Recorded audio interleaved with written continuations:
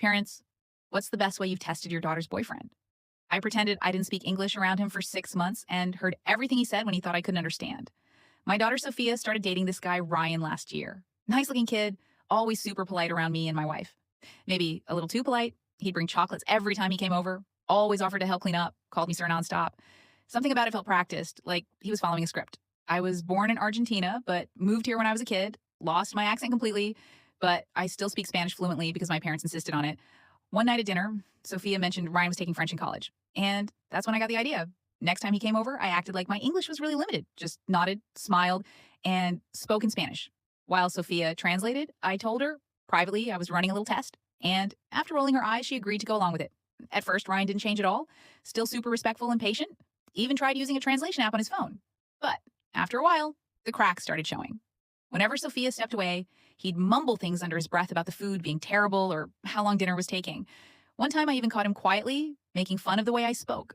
I kept pretending I didn't notice and just kept smiling and offering him more food. Then on Sophia's birthday, he showed up with a pricey necklace. Later that night, I overheard him in the backyard on the phone saying he swapped out a cheaper gift for something nicer because he thought we had money and needed to keep up appearances, which was funny because we're comfortable but not rich.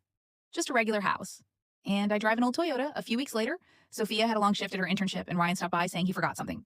I let him in while keeping up my act, and while I pretended to watch a soccer match, he started snooping around, taking pictures of documents on the table, even opening drawers when he thought I wasn't paying attention. So the next week, I left out fake bank papers showing we were deep in debt just to see how he'd react. Within a couple of days, Ryan told Sophia he needed space and wasn't ready for a serious relationship. She was upset, but also suspicious. So I told her everything I'd seen and heard. We waited a bit, and sure enough, once the fake papers were gone, he came back saying he had figured things out and wanted another chance. Sophia invited him over for dinner, and he showed up acting the same as always. Brought chocolates, called me sir. I served him the same meal he had complained about before. Halfway through dinner, Sophia suddenly started talking to me in perfect English, and I answered the same way. Ryan completely froze and asked if I could actually understand him the whole time. I told him I've been speaking English for decades, and long enough to recognize someone who was only interested in my daughter for the wrong reasons. His face went pale, and Sophia played a recording on her phone of him talking about using our money to set himself up for life. He tried to deny it and said we misunderstood him. But Sophia showed him messages from his phone that she had seen earlier talking about our rich family. He grabbed his phone and left. Calling us crazy, Sophia cried that night.